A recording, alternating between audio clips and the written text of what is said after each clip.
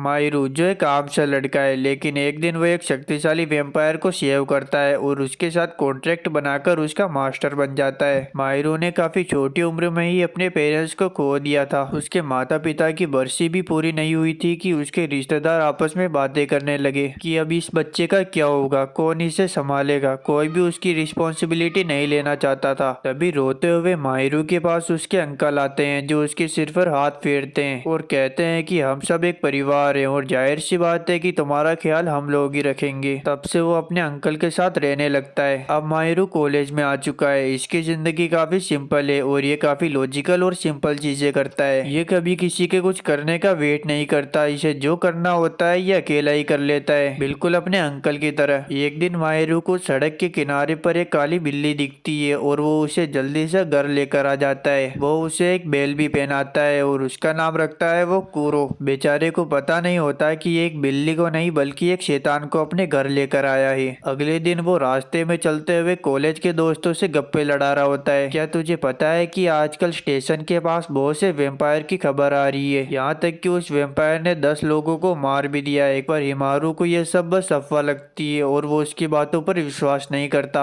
अब शाम होने पर हिमारू अपने घर के अंदर आता है, जहाँ पर वो देखता है कि उसका टीवी चालू है। यह देखकर वो टेंशन में आ जाता है, लेकिन जब वो पास आकर देखता है तो वहाँ पर एक गुड लुकिंग सा लड़का बैठा हुआ होता है, जिसकी आंखों के नीचे डार्क सर्कल होते हैं। मायरू घबरा जाता है। वह पूछता है कि आखिर तुम अंदर कैसे आए। यह लड़का कहता है कि मुझे परेशान मत करो। मायरू जल्दी से एक झाड़ू उठाता है और उसके ऊपर मारता है, लेकिन वो लड़का काफी तेज होता है और उस वार से बच जाता है। हिमारू वापस से उसके ऊपर हमला करने की कोशिश करता है, लेकिन वो नीचे गिर जाता है और गलती से पर्दा भी खोल देता है और धूप अंदर आने लगती है। धूप सीधे ही उस लड़के के ऊपर पड़ती है और वो लड़का एक बिल्ली में बदल जाता है। वो बिल्ली और कोई नहीं बल्कि कूरो होती है। यह देखकर हिमारू को कुछ भी समझ में नहीं आता कि अभी अभी क्या हुआ। हिमारू वापस से पर्दों को लगा देता है और वो बिल्ली वापस से वो लड़का बन जाती है। हिमारू घबराता हुआ उससे पूछता है कि आखिर तुम कौन हो। वो लड़का जवाब देता है, मैं एक आलसी और अच्छा वेम्पायर हूँ। यह सुनकर हिमारू को शौक लगता है। वो उसे खींचकर वापस से धूप में ले जाने लगता है। तभी हिमारू को याद आता है और वह कहता है कि तुम वही वेम्पायर हो ना जिसने स्टेशन के पास 10 लोगों का खून कर दिया। कूरो को कुछ भी समझ में नहीं आता कि हिमारू आखिर किसकी बात कर रहा है। वह उसे समझाता है कि मैंने कुछ भी नहीं किया। कूरो उसे समझाने की कोशिश करता है और उससे कहता है कि कुछ भी हो जाए, जब मैं इंसानी रूप में हूँ तो तुम्हारे दिए हुए नाम से मुझे मत बुलाना। हिमारू कहता है कि क्या होगा जब मैं तुम्हें बुलाऊं कूरो। यह कहते ही इन दोनों के आसपास मैजिकल सर्कल आने लगते हैं, कूरो के गले में और हिमारू के हाथ में। थोड़ी देर बाद वह सर्कल गायब हो जाते हैं। हिमारू को कुछ भी समझ में नहीं आता कि अभी अभी यहाँ पर क्या हुआ। वह कूरो से पूछता है कि आखिर अभी अभी क्या हुआ। कूरो बताता है कि वह एक खास तरह का वेम्पायर है जो अपने मास्टर से बंधे होते हैं। उनके मास्टर का ऑर्डर उनके लिए अंतिम होता है और वो बस अपने मास्टर का खून पी सकते हैं। और अभी जो कुछ भी हुआ वो बस हम दोनों के बीच का एक टेम्परेरी कॉन्ट्रैक्ट है और अगर मैं 24 घंटे के अंदर तुम्हारा खून नहीं पीता हूँ तो ये कॉन्ट्रैक्ट टूट जाएगा। यह सुनकर हिमारू का थोड़ा टेंशन कम होता है। वह जल्दी से कूरो को घर से बाहर निकाल देता है ताकि और कोई दिक्कत ना हो। पर जैसे ही वो वहाँ से जाने लगता है तो एक मैजिकल रस्सी वापस से उसे कूरो के पास लेकर आ जाती है। कूरो समझाता है कि वह दोनों अब एक कॉन्ट्रैक्ट में बन चुके हैं और वो दोनों एक दूसरे से दूर नहीं जा सकते। हिमारू वापस से उसे घर के अंदर लेकर आ जाता है। यह दोनों एक दूसरे को पसंद नहीं करते, लेकिन कॉन्ट्रैक्ट की वजह से इन्हें साथ रहना पड़ता है। थोड़ी देर बाद हिमारू कूरो को उठाकर अपने दोस्तों के पास लेकर जाता है और उन्हें बताता है कि यह बिल्ली एक वेम्पायर है। उन लोगों को विश्वास ही नहीं होता। उन्हें लगता है कि हिमारू का मानसिक संतुलन हिल गया है और उनमें से एक दोस्त तो उसे साइकेट्रिस्ट का नंबर भी दे देता है। हिमारू उन लोगों को बहुत समझाने की कोशिश करता है, लेकिन कोई फायदा नहीं होता। तभी हिमारू की नजर पास ही के शीशे में पड़ती है और उसमें एक काला साया होता है और अचानक से एक मैजिशियन उनके सामने आ जाता है और करतब दिखाने लगता है। हिमारू के एक दोस्त को इसमें कोई भी इंटरेस्ट नहीं होता, इसलिए वह वहाँ से चुपचाप जाने लगता है। पर वो जोकर उसे रोकता है और अचानक से उसकी गर्दन पर काट लेता है और उसकी वजह से सब तरफ खून ही खून फैल जाता है। वहाँ पर चारों ओर भगदड़ मच जाती है और वो मैजिशियन जल्दी से उछलकर एक खंबे के ऊपर लटक जाता है और वो खुद को एक वेम्पायर के रूप में इंट्रोड्यूस करता है और वो बताता है कि मेरा नाम बेलिया है। बेलिया जानता है कि हिमारू ने एक काली कैट के रूप में एक वेम्पायर को उठाया है और वो उसे एक ड्यूअल के लिए लिए इनवाइट करता है। बेलिया नाच रहा होता है तभी कुरो अचानक से सरप्राइज किक मारता है और उसे दूर फेंक देता है। हिमारू पूछता है कि आखिर यहाँ पर क्या हो रहा है। कुरो कहता है कि हमें यहाँ से जल्द निकलना पड़ेगा क्योंकि वो किसी वैम्पायर से लड़कर अपना टाइम वेस्ट नहीं करना चाहता। पर हिमारू उससे कहता है कि वो अपने दोस्तों को इस तरह की मुसीबत में अकेला नहीं छोड़ सकता। इधर बेलिया हिमारू के दोस्तों के ऊपर हमला करना ही वाला होता है तभी वहाँ पर हिमारू आकर उसका चेहरा पकड़ लेता है और उसे हमला करने से रोकता है। बेलिया उसकी इस कोशिश का मजाक उड़ा रहा होता है और तभी अचानक से अपनी तलवार से उसके ऊपर हमला करता है। पर तभी बीच में कुरो आ जाता है जो हमले को अपने ऊपर ले लेता है, लेकिन वो काफी कमजोर हो जाता है। वह कहता है कि मैंने कई सालों से किसी का खून नहीं पिया इसलिए मेरी ताकत काफी कम हो चुकी है। तभी हिमारू उसके मुंह में अपना हाथ डाल देता है और कुरो को अपना खून पिला देता है। खून पीने के बाद कुरो में अचानक से एनर्जी आ जाती है और उनका जो टेम्पररी कॉन्ट्रैक्ट होता है वो परमानेंट हो जाता है। साथ ही उन दोनों को जोड़ने वाली मैजिकल चेन भी पूरी तरीके से विजिबल हो जाती है। अब हिमारू कुरो का मास्टर बन चुका है और कुरो भी दिल से उसे मास्टर मान लेता है। हिमारू कुरो को ऑर्डर देता है कि जल्दी से सामने खड़े वैम्पायर के ऊपर हमला करो। यह सुनते ही कुरो अपनी पावर्स की थोड़ी सी झलक दिखाता है और बेलिया के ऊपर हमला करता है और पल भर में ही बेलिया की चीथड़े उड़ जाते हैं। अब कुरो बेलिया को एक हाथ से उठाता है और उसका खून पीने की कोशिश करता है। तभी हिमारू चेन को खींचकर कुरो को रोक देता है और उससे कहता है कि अब बस बहुत हो गया, इतना काफी है। कुरो चुपचाप बेलिया को छोड़ देता है। बेलिया जो अब हार चुका है वो अपनी टोपी को शर्मिंदगी से वापस पहन लेता है। बेलिया अब एक डोल में कन्वर्ट हो जाता है। हिमारू उससे पूछता है कि आखिर तुम हम लोगों को मारना क्यों चाहते थे। बेलिया बताता है कि ये सब उसके मास्टर सुबाकी का ऑर्डर था। कुरो कहता है कि मैं तो उस सुबाकी को ठीक से जानता भी नहीं, फिर वो मुझे क्यों मारना चाहता है। बेलिया कहता है कि कोई भी सुबाकी को नहीं जानता इसलिए वो सभी को मारना चाहता है। तभी अचानक से कुरो और हिमारू के बीच की चेन गायब हो जाती है और कुरो और हिमारू दोनों कमजोरी से नीचे गिर जाते हैं।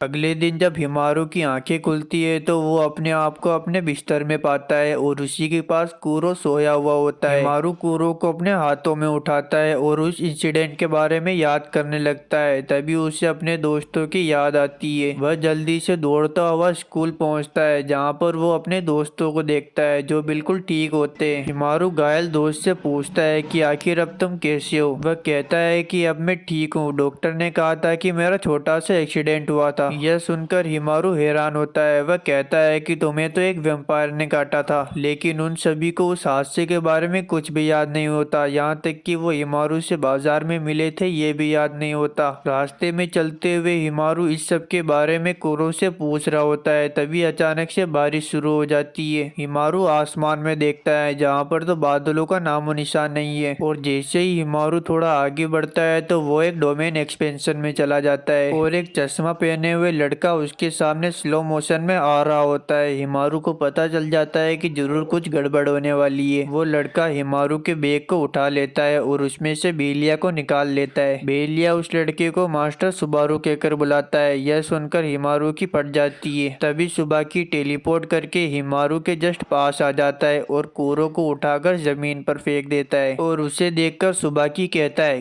कैसे हो बड़े भाई, बड़े दिनों बाद मिले। यह सुनकर हिमारू कुरो से पूछता है कि आखिर तुम इस लड़के को जानते हो। कुरो कहता है कि मैं इस छपरी को बिल्कुल नहीं जानता। तभी सुबाकी हिमारू को बताने लगता है कि कई साल पहले 7 वैम्पायर्स का जन्म हुआ। ये 7 वैम्पायर सभी सेंसेस और हैबिट्स को दर्शाते थे। क्रूल यानी कि कुरो इन सभी 7 वैम्पायर्स में सबसे बड़ा और ताकतवर है और एक 8वां वैम्पायर भी एग्जिस्ट करता है जो इन सभी में सबसे छोटा है और वो खुद सुबाकी है। और फिर सुबाकी एक लोमड़ी में बदल जाता है और कुरो के साथ पकड़म पकड़ी खेलने लगता है। थोड़ी देर बाद यह खेल सीरियस होने लगता है और सुबाकी कुरो के ऊपर हमला करने लगता है। कुरो काफी कमजोर लग रहा था इसलिए हिमारू उससे कहता है कि जल्दी से मेरा ब्लड पी लो, पर कुरो मना कर देता है और इसी का फायदा उठाते हुए सुबाकी उसे बहुत मारता है। अब सुबाकी हिमारू का कॉलर पकड़ लेता है और उससे कहता है कि तुमने मजाक मजाक में 7 वैम्पायर्स के बीच में जंग छेड़ दी। यह सुनकर हिमारू को विश्वास हो जाता है कि सुबाकी का मानसिक संतुलन ठीक नहीं है। वह सुबाकी से कहता है कि अगर ऐसी बात है तो मैं कुरो को अपना ब्लड दूंगा और कुरो ये पूरी जंग रोक देगा। सुबाकी कहता है कि अगर तुम जिंदा ही नहीं रहोगे तो कुरो किसका खून पिएगा। यह कहकर सुबाकी हिमारू के ऊपर तलवार से वार करता है। कुरो उसे बचाने की कोशिश करता है पर वो ऐसा नहीं कर पाता। तभी वो दोनों वहाँ से टेलीपोर्ट होकर दूसरी जगह पर पहुंच जाते हैं। कुरो को पता चल जाता है कि यह काम जरूर किसी दूसरे वेम्पायर का है। वहाँ पर दो लड़कियां होती है जो कहती है कि हिमारू से हमारे मास्टर मिलना चाहते हैं, पर हिमारू मना कर देता है। तभी उनका मास्टर पीछे से कहता है तुम्हारे पास कोई भी चारा नहीं है मेरी लैम्बोर्गिनी में बैठकर मेरे साथ चलने के अलावा। हिमारू और कुरो इनके साथ चलने के लिए तैयार हो जाते हैं। ये लड़का बताता है कि वह वेम्पायर ऑफ लस्ट का मास्टर है और इस लड़के का नाम है मिसानो। उस लड़के के घर पहुंचने के बाद हिमारू नोटिस करता है कि उस लड़के के सिर पर एक बटरफ्लाई बैठी हुई है। वह लड़का अपने वेम्पायर को हिमारू से इंट्रोड्यूस करवाता है। उसका नाम होता है स्नो। मिसानो उस बटरफ्लाई को अपना ब्लड पिला देता है और उसका बिहेवियर ही चेंज हो जाता है। वह अब अपने इवल मोड में आ चुका था। वह हिमारू से कहता है कि तुम कितना बेवकूफ हो, तुम अपने वेम्पायर का ठीक से इस्तेमाल करना भी नहीं जानते। एक काम करो, तुम दोनों मेरे नौकर बन जाओ। हिमारू उसका नौकर बनने के लिए मना कर देता है। मिसारू अपने वेम्पायर को उनके ऊपर हमला करने का ऑर्डर देता है। स्नो उनके ऊपर अटैक करता है जिससे हिमारू और कुरो की फट जाती है। हिमारू मिसानो से कहता है कि तुम आखिर ऐसा क्यों कर रहे हो और आखिर तुम्हारा क्या इरादा है। मिसानो कुछ भी बताने से मना कर देता है। वह हिमारू को कहता है कि तुम्हारी औकात तो मुझसे बात करने की भी नहीं है। यह सुनकर हिमारू कुरो को उठाकर वहाँ से भाग जाता है और कहता है मुझे किसी ऐसे लड़के से बात नहीं करनी जो अपनी दौलत का घमंड रखता हो। हिमारू जब घर से बाहर निकलता है तो वह रियलाइज करता है कि वह रास्ता भूल चुका है। वह अपने आसपास की बिल्डिंगों को देखता है जिनके अंदर बहुत सारे छोटे छोटे बच्चे होते हैं। तभी वहाँ पर स्नो आ जाता है। वह बताता है कि ये सभी बच्चे मेरे स्लेव हैं। ये सभी मेरा ऑर्डर फॉलो करते हैं। सुबह की इस जंग में सबसे पहले कमजोर स्लेव्स को निशाना बनाएगा। तभी वहाँ पर मिसानो भी पहुंच जाता है जो हिमारू से कहता है मैं अपने स्लेव्स को इस तरह मरने के लिए नहीं छोड़ सकता, मुझे उनकी रक्षा करनी है। तुम अगर अपने वेम्पायर की ताकत का इस्तेमाल करके लीडर नहीं बनना चाहते हो तो इससे अच्छा यही होगा कि तुम मेरे अंडर में काम करो। हिमारू मिसानो की बातों को समझने की कोशिश करता है और फाइनली वो मिसानो का साथ देने के लिए तैयार हो जाता है। वह मिसानो से कहता है मैं तुम्हारा साथ दूंगा लेकिन एक नौकर की तरह नहीं बल्कि एक दोस्त की तरह। मिसानो ये एक्सेप्ट कर लेता है। वह हिमारू से कहता है कि क्या तुम बाकी का सामना बिना हथियार के करोगे। वह हिमारू को बताता है कि वेम्पायर्स के मास्टर एक स्पेशल हथियार का यूज कर सकते हैं और उस हथियार का यूज करना मिसानो हिमारू को सिखाएगा। अब सीन चेंज होता है जहाँ पर हिमारू अपने बेस्ट फ्रेंड साकुया के साथ मस्ती कर रहा होता है और जब वो रास्ते में चल रहा होता है तभी उसे अचानक से अपने पीछे एक प्रेजेंस महसूस होती है। वह पीछे मुड़ता है लेकिन वहाँ पर कोई भी नहीं होता। तभी साकुया मजाक में कहता है कि क्या वो एक वेम्पायर था। हिमारू क्या तुम मुझसे कुछ छुपा रहे हो, देखो मैं तुम्हारा बेस्ट फ्रेंड हूँ, तुम मुझे कुछ भी बता सकते हो। हिमारू एक बार के लिए स्टक हो जाता है लेकिन फिर भी वो कुरो या वेम्पायर के बारे में अपने दोस्त को कुछ नहीं बताता। उसका दोस्त कहता है देखो हिमारू आजकल बहुत सारे र्यूमर्स फैल रहे हैं, अगर तुम्हारे साथ कोई भी ऐसी अजीबोगरीब चीज हो तो सबसे पहले तुम मुझे कॉल करना। यह कहकर उसका दोस्त वहाँ से चला जाता है। अगले दिन हिमारू मिसानो के घर जाता है उससे यह सीखने के लिए कि वो अपने दोस्तों को बचाने के लिए वेपन कैसे ले सकता है। कुरो उससे कहता है कि अगर तुम्हें वेपन चाहिए तो तुम्हें अपनी आंखें बंद करनी होगी और जैसे ही माहिरू अपनी आंखें बंद करता है तो वह कुरो के दिमाग में चला जाता है। उसके सामने एक काली बिल्ली होती है। वह माहिरू को कहीं ले जाने लगती है और उससे कहती है कि वो कुरो की शक्तियों की रक्षा करती है। वह हिमारू को एक गिफ्ट के ढेर तक ले जाती है और उससे कहती है कि तुम्हें वेपन के लिए एक गिफ्ट को चूज करना पड़ेगा, पर याद रखना एक बार गिफ्ट चुनने के बाद तुम उसे चेंज नहीं कर सकते। हिमारू अपनी पर्सनैलिटी को देखते हुए एक सिंपल सा गिफ्ट चूज करता है। अचानक से वो गिफ्ट एक झाड़ू में बदल जाता है और होश आने के बाद झाड़ू हवा में इधर उधर उड़ने लगता है और हिमारू की कलाई पर आकर टैटू की तरह जम जाता है। हिमारू अपने झाड़ू को समन करने की बहुत कोशिश करता है लेकिन वह ऐसा नहीं कर पाता। तभी मिसानो उससे कहता है कि तुम्हें एक ऐसी चीज के बारे में सोचना चाहिए जिसे तुम बचाना चाहते हो। यह सुनते ही हिमारू जल्दी से अपने दोस्तों के बारे में सोचता है और अचानक से वो झाड़ू उसके हाथ में समन हो जाता है। हिमारू को अपने बेस्ट फ्रेंड साकुया की याद आती है क्योंकि बहुत दिनों से वो स्कूल भी नहीं आ रहा था, इसलिए वह डिसाइड करता है कि वो शाम को साकुया के घर जाएगा। हिमारू शाम को खाना लेकर उसके दोस्त के घर जा रहा होता है और रास्ते में हिमारू कूरो को बताता है कि साकुया और मैं बचपन से ही साथ थे और काफी अच्छे दोस्त थे, लेकिन हिमारू को साकुया के साथ बिताया हुआ बचपन का एक भी पल याद नहीं आता। यहाँ तक कि वो साकुया के घर का एड्रेस भी भूल चुका था। वह खुद से कहता है कि क्या मैं कभी साकुया के घर भी गया था। उसकी साकुया के साथ बिताई हुई सारी यादें अचानक से मिटने लगती है। तभी अचानक से असली साकुया हिमारू के पीछे आ जाता है। हिमारू उससे पूछता है, आखिर तुम इतने दिनों से स्कूल क्यों नहीं आ रहे थे। साकुया बताता है, कुछ दिनों पहले इसी रास्ते पर उसके ऊपर वेम्पायर ने हमला किया था, लेकिन वो उससे बार बार बच गया। तब से उसे घर से बाहर निकलने में भी डर लग रहा था। तभी अचानक से किसी के चिल्लाने की आवाज आने लगती है। हिमारू जल्दी से उसकी ओर दौड़ता है, लेकिन साकुया हिमारू का हाथ पकड़कर उसे एक गली के अंदर लेकर आ जाता है। हिमारू साकुया से कुछ पूछ पाता उससे पहले कुछ स्ट्रिंग्स आकर कोरो और हिमारू को बांध देती है। बिल्डिंग पर खड़ा हुआ बेलिया कोरो के ऊपर हमला करता है और साकुया के पास आकर खड़ा हो जाता है। साकुया चिल्लाकर हिमारू से कहता है कि मैंने तुम्हें वार्निंग दी थी कि इस इलाके में बहुत सारे वेम्पायर्स घूम रहे हैं, लेकिन तुमने इसको अनदेखा किया। इधर कोरो को पता चल जाता है कि साकुया और कोई नहीं बल्कि सुबाकी का मिनियन है। साकुया हिमारू से कहता है कि मेरे साथ बिताए हुए पलों को याद करो। हिमारू को साकुया के साथ बिताया हुआ एक भी पल ठीक से याद नहीं होता। साकुया कहता है कि बताओ कितनी यादें झूठी है और कितनी यादें सच्ची। यह कहकर वो हिमारू के ऊपर हमला करता है, लेकिन कोरो बीच में आ जाता है और हमला खुद के ऊपर ले लेता है। बेलिया भी कोरो के ऊपर तलवारें गाड़ देता है। हिमारू कहता है कि ऐसा नहीं हो सकता, उसका बेस्ट फ्रेंड एक वेम्पायर निकला, काश तुम एक वेम्पायर नहीं होते। साकुया कहता है कि पहले सब कुछ ठीक चल रहा था, लेकिन तुमने झूठ बोला। तुमने मुझसे ये बात छुपाई कि तुम्हारी बिल्ली एक वेम्पायर है। अब सिचुएशन को देखते हुए हिमारू कोरो को अपना ब्लड पीने के लिए बोलता है, पर कोरो मना कर देता है। साकुया कहता है कि वैसे भी इसका कोई फायदा नहीं, अगर मास्टर में फाइटिंग स्पिरिट ही ना हो तो खून पीना बेकार है। माहिरू अपने आप को काफी बेबस और लाचार समझ रहा था कि वो इस सिचुएशन में भी कुछ नहीं कर सकता।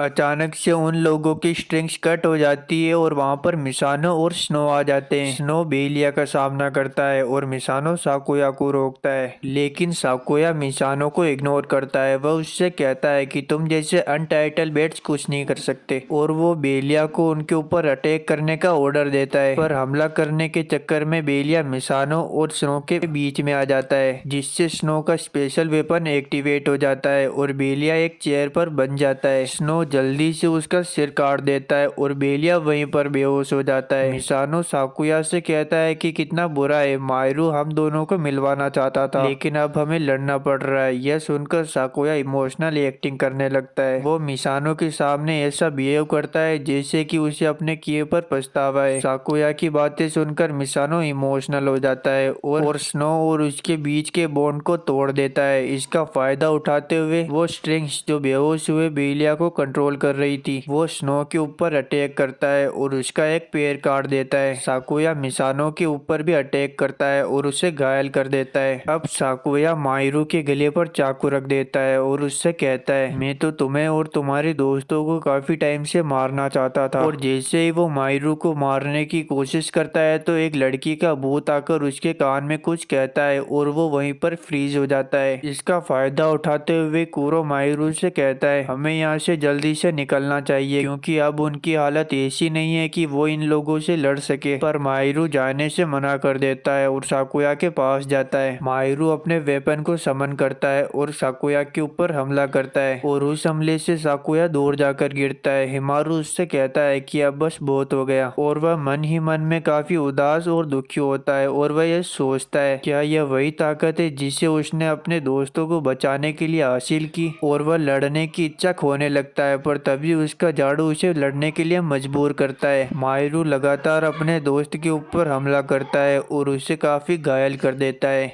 साकुया माहिरू से कहता है कि तुम जल्दी से मुझे मार दो। इधर माहिरू की गल्ट फीलिंग और दुख कोरो के दिमाग में भी हावी होने लगती है और अचानक से कोरो उछलकर माहिरू को काट लेता है और उसका खून पी लेता है। उन दोनों के बीच की चेन भी दिखने लगती है और कोरो अपने होश में नहीं होता। अचानक कोरो से डार्क साया निकलने लगता है और उसमें से एक बड़ी सी बिल्ली निकलती है। वो बिल्ली अपने मुंह से काला साया उगलती है और चारों ओर अंधेरा ही अंधेरा हो जाता है। उस अंधेरे में मायरू भी डूब जाता है। वह मदद के लिए चिल्लाता है लेकिन कोई फायदा नहीं होता। पास ही में साकुया चिल्लाकर मायरू से कहता है कि जल्दी से अपने सर्वेंट को बोलो कि मुझे मार दे। अगर मैं मर जाऊंगा तो सब कुछ यहीं पर खत्म हो जाएगा। और वह बताता है कि वो मरना तो मायरू के हाथों से चाहता था लेकिन अब इतना टाइम नहीं है। तभी एक गोली कोरो के दिल से आर पार हो जाती है और वहाँ पर मौजूद काला साया गायब हो जाता है। ये गोली चलाई होती है एक नए वेम्पायर ने और उसके साथ उसका मास्टर भी होता है। ये पेपर बैग वाला वेम्पायर कोरो के ऊपर हमला करता है और उसके ऊपर तब तक गोलियां चलाता है जब तक कि कोरो वापस से एक बिल्ली में नहीं बदल जाता। वो पेपर बॉक्स वेम्पायर साकुया के ऊपर भी हमला करता है लेकिन वो स्ट्रिंग्स साकुया को बचा लेती है और साकुया वहाँ से भागने लगता है। जाते जाते मायरू उससे कहता है कि क्या तुम मुझे सच में मारना चाहते थे। साकुया बस मायरू की तरफ एक बैंड फेंकता है और वहाँ से गायब हो जाता है। थोड़ी देर बाद वहाँ पर एक कार आती है जिसके अंदर स्नो के मिनियंस होते हैं। स्नो बताता है कि मिसानो को ज्यादा चोट नहीं आई है लेकिन उसे हॉस्पिटल ले जाना जरूरी है। मायरू मिसानो की ऐसी हालत के लिए खुद को दोषी मानता है और उनसे माफी मांगता है। तभी वो काउबॉय वेम्पायर मास्टर आता है। वह कहता है कि इसमें तुम्हारी कोई भी गलती नहीं है, ये सारी गलती मिसानो की है। उसने बैटल के दौरान अपने हथियार नीचे कर लिए इसलिए उसकी ये हालत हुई। वो अपने आप को एक वांडरिक एंटिक डीलर बताता है और उसके सर्वेंट का नाम है जी। मायरू को वो बंदा काफी अजीब लगता है क्योंकि वो एक डोल से बात कर रहा था और वो हर वक्त अपने सर्वेंट के साथ मस्ती करता रहता है। वो काउबॉय मायरू को कुरो वापस देता है और कुरो की ये हालत करने के लिए उससे माफी मांगता है। अच्छा हुआ कि तुम्हें वक्त पर पता चल गया कि तुम किसी को मार नहीं सकते।